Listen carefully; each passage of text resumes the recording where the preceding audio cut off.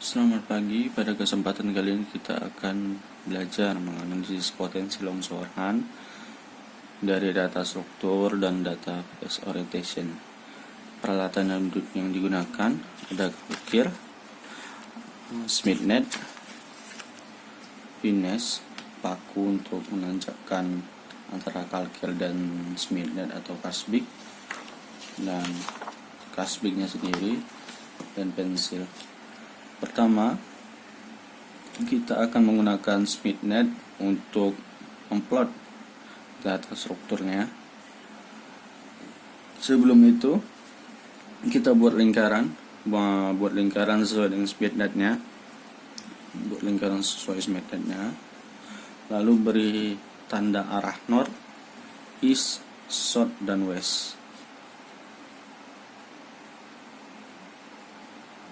Dalam pembuatan plot, dibagi atas dua, ada plot titik dan plot bidang. Untuk data struktur yang kita punya, akan kita plot titik, sedangkan untuk phase-nya kita akan plot bidang, namun nanti setelah kontur dari plot-plot tersebut sudah jadi.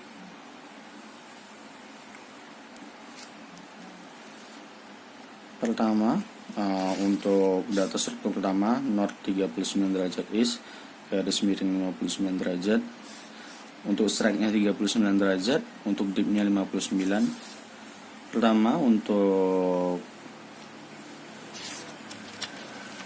ini 39 derajat, setiap garis tebal yang ini terhitung 10 derajat, 20 derajat, 30, 40, 50, 60, 70, 80, 90 sampai east, sampai south 180, sampai west 270, dan balik ke north lagi 360. Dan strike pertama kita 39 derajat berada di sini. Kita tanda dan kasih penamaan north 39 derajat east, garis miring 59 derajat dipnya. Lalu kita putar yang sudah kita satukan dengan Finesse, kalkil, dan SmithNet-nya. Kita putar ke arah north. Lalu kita untuk dipnya 59 derajat, kita hitung dari east ke west. 59 derajat, 10, 20, 30, 40, 50, 60, 59 di antara ini. Setiap kotak ini terhitung 2 derajat. 59 derajat. Lalu untuk plot titik, kalian geser lagi ke arah west 90 derajat dari 59 derajat. Kalian geser 90 derajat dari 59 derajat yang kita tadi. Geser 90. Di sini. Lalu kalian tandai. Ini adalah plot titik untuk north 39 derajat east, 59 derajat dipnya. Dan begitu untuk data selanjutnya untuk struktur. Kalian balik lagi kan ke tempat semula northnya. Lalu kalian input strike-nya berada di mana? Misalnya di 50, misalnya di sini. Lalu kalian balik lagi kan ke north. Baru hitung dipnya berapa. Lalu ditambah 90. Geser lagi 90 derajat, berarti di sini titik plot untuk titik strukturnya.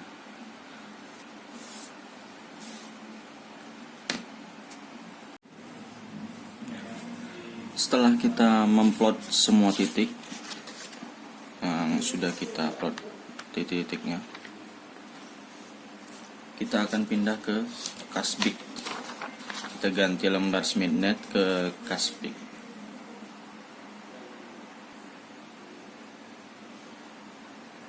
Kita sudah pindah ke Kasbik.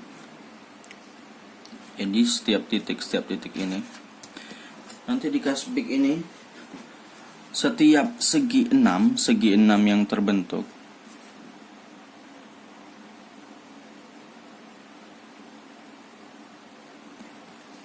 setiap segi 6 yang terbentuk, misalnya sini segi 6 ini berapa banyak titik plot yang masuk ke dalam situ. Lalu misal di segi 6 ini ada 1, 2, 3, 4. Ada 4, kita kasih tanda, jangan titik lagi, misalnya X. Lalu tulis angka 6, angka 4. Angka 4 karena banyaknya titik di segi 6 ini, ada 4 titik. Lalu segi 6 berikutnya yang di sampingnya ada 1, 2, 3.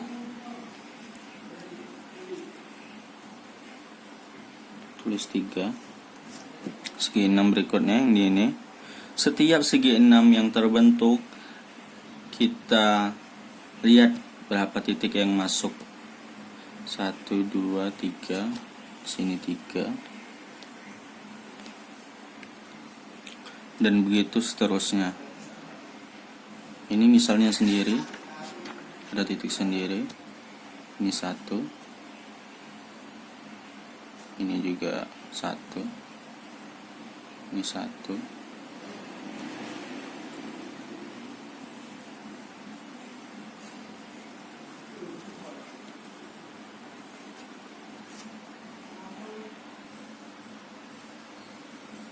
Setelah kita sudah melakukan penomoran dari segi 6 yang terbentuk dan berapa titik yang masuk ke dalam segi 6 tersebut, lalu sekarang kita akan membuat kontur dari nilai-nilai yang sama.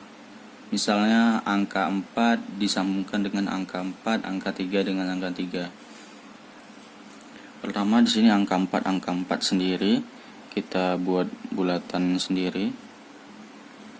Lalu angka 3 ini kita sambungkan hingga menjadi kontur.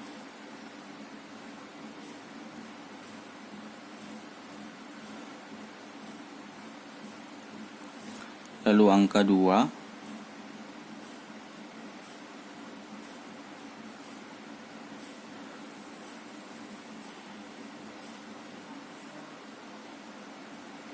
begitu seterusnya, angka 1.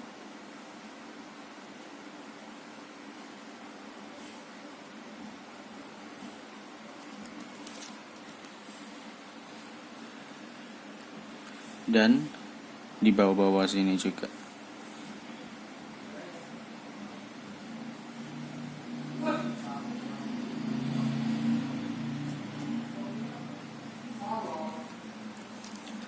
Setelah itu kita akan pindah lagi ke SmithNet.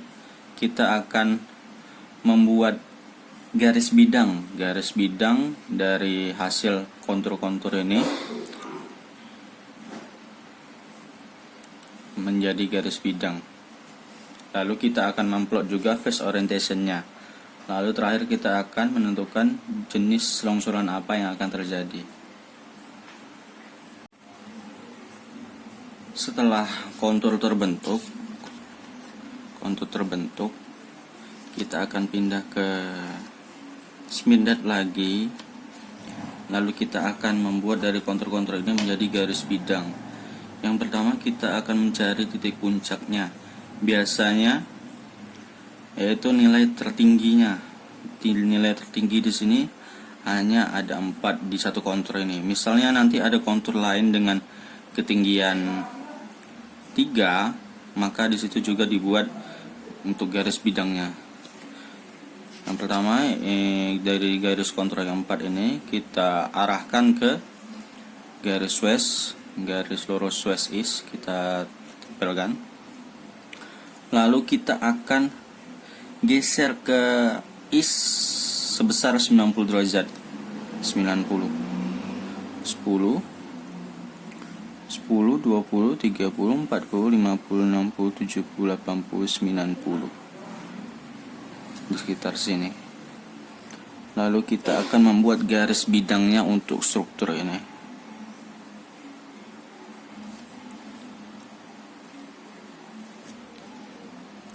Tarik garis lurus sesuai dengan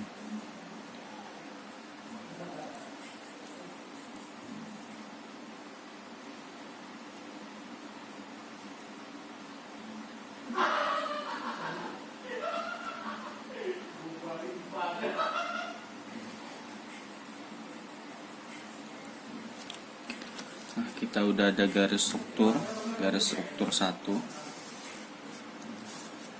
struktur 1.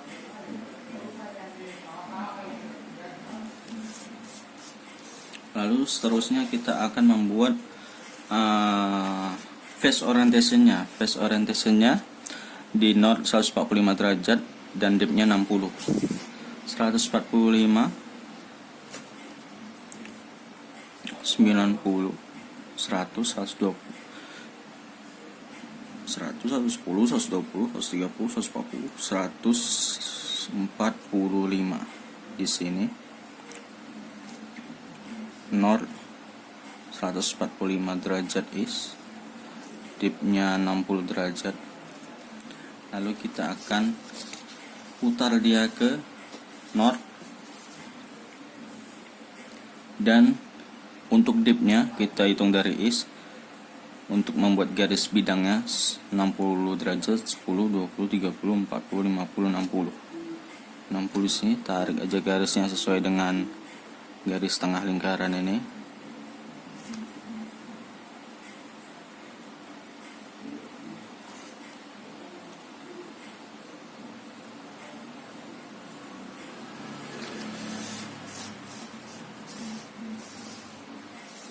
Dan ini untuk face-nya.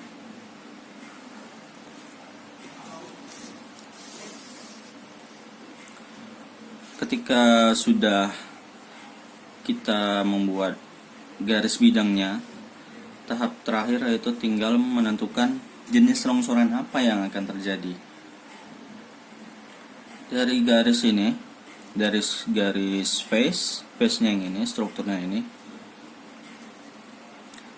kecil kemungkinannya untuk jadi longsoran toppling atau guling. Kecil sekali. Dan kemungkinan dari garis ini belum ada terjadinya potensi longsoran. Untuk jenis longsoran, misal untuk longsoran baji, ini untuk garis face-nya. Ketika ada dua struktur yang berpotongan di depan face, maka akan terjadi longsoran baji. Apabila dia berpotongannya di belakang, kemungkinan tidak akan terjadi longsoran. Begitu juga untuk longsoran bidang. Ini untuk face, dan ini untuk garis strukturnya. Ketika garis strukturnya seperti ini, maka akan terjadi longsoran bidang.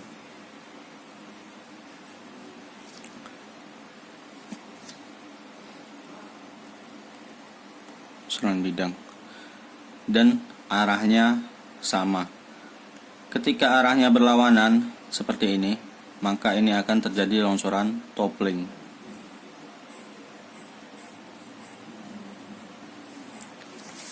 Dari kasus ini, kita mempunyai garis face dan garis struktur. Kelihatannya berpotongan, tetapi berpotongannya antara struktur dan face. Seharusnya ketika berpotongan ini, untuk menjadi longsoran baji, yang berpotongan itu antara garis struktur dan garis struktur. Jadi untuk analisis untuk longsoran dari data struktur ini tidak berpotensi untuk longsoran. Tidak berpotensi longsoran. terima kasih. Itu saja untuk penjelasan untuk struktur, bagaimana kita menentukan jenis longsoran yang terjadi dari data-data struktur yang kita punya. Terima kasih.